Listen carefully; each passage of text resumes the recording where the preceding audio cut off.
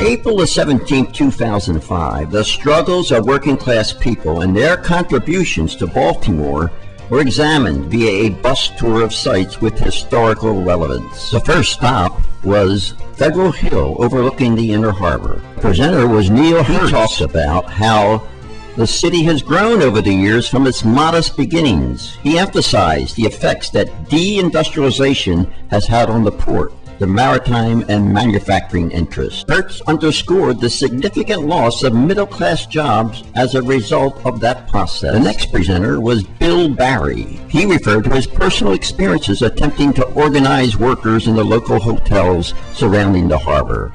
He also related a story about James Jiggs Flynn, a deceased member of the International Longshoremen's Local 953 from Locust Point, and how his life was centered around his work, union, parish church, family, and friends. Later on at the B&O Railroad Museum, Harry discussed the Great Railroad Strike of 1877. Next up as a presenter was Linda Zeidman. She talked briefly about the garment industry and its relationship to the labor movement.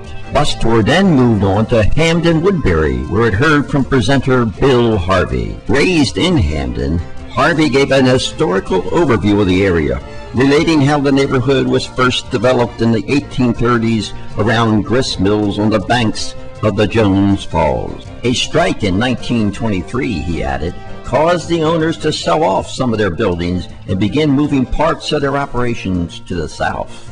The tour then headed to West Baltimore and the Sandtown-Winchester neighborhoods to hear from Norman Yancey. He told the group that the neighborhoods are making progress, and he thanked the late James W. Rouse for his help and support over the years. Yancey said that the people have never given up. They're fighting back, and that they're moving in the right direction.